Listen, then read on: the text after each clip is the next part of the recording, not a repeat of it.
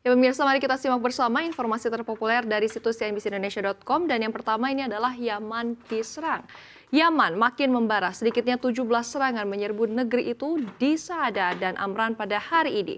Melalui web Ansarullah Media Houthi, kelompok penguasa Yaman yang dekat dengan Iran mengatakan jet tempur Amerika Serikat melancarkan serangan udara sangat agresif dan menyebabkan kerusakan material pada properti warga. Perlu diketahui Washington telah melancarkan serangan militer sejak 15 Maret.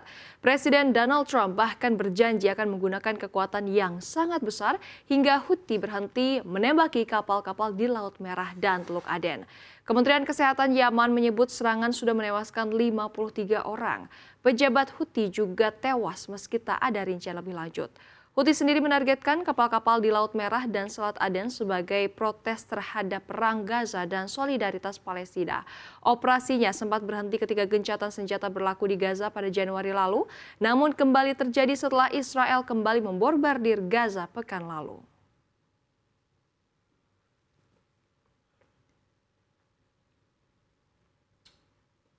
Dan informasi yang kedua adalah mobil terbakar. Ratusan mobil Chery terbakar di sebuah tempat penyimpanan mobil di daerah Harapan Indah, Bekasi pada akhir pekan lalu. Pihak Chery pun mengaku mobil yang terbakar tersebut merupakan miliknya. Terbakarnya ratusan mobil itu menimbulkan kekhawatiran potensi kejadian serupa bakal terjadi kepada konsumen. Karenanya Yayasan Lembaga Konsumen Indonesia membuka aduan bagi konsumen jika mengalami kejadian yang serupa. Chery sendiri sudah memberi pernyataan mengenai insiden tersebut. Disebutkan, knockdown kit unit yang terdampak dalam insiden tersebut adalah komponen untuk produk kendaraan dengan mesin pembakaran internal atau mobil bensin. Adapun insiden tersebut tidak terjadi di dalam maupun area pabrik atau warehouse Chery, melainkan outsourcing di mana lokasi dan pengelolaannya di tempat pihak ketiga. Dan di lokasi dipastikan tidak ada kendaraan listrik. Saat ini, PT Chery Sales Indonesia tengah melakukan investigasi internal secara menyeluruh untuk memahami secara utuh penyebab dan dampak dari kejadian ini.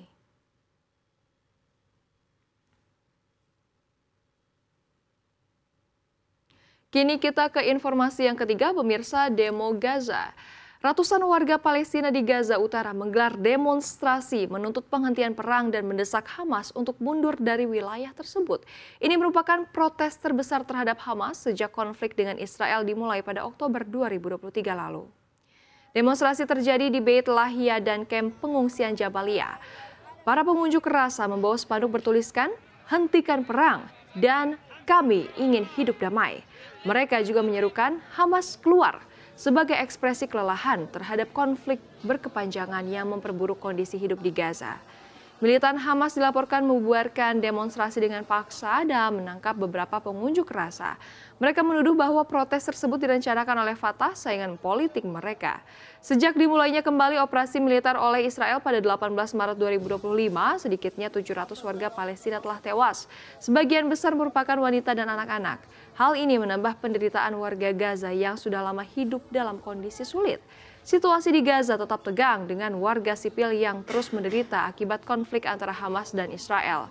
Banyak pihak internasional mendesak agar kedua belah pihak segera mencapai perdamaian demi keselamatan warga sipil.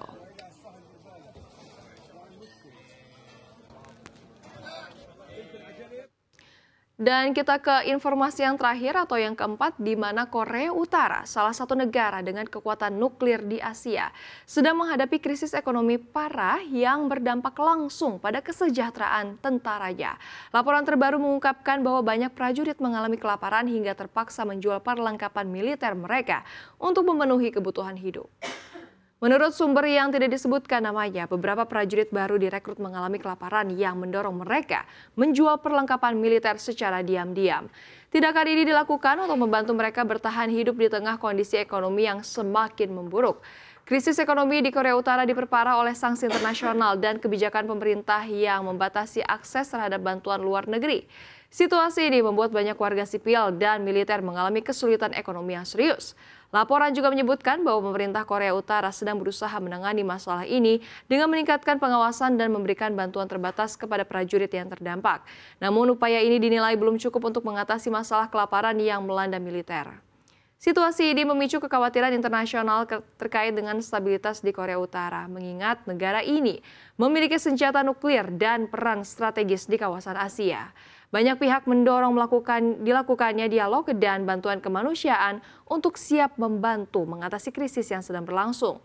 Hingga saat ini belum ada pernyataan resmi dari pemerintah Korea Utara terkait laporan ini. Media resmi negara tersebut juga belum memberikan komentar mengenai kondisi terkini yang dialami oleh para prajuritnya.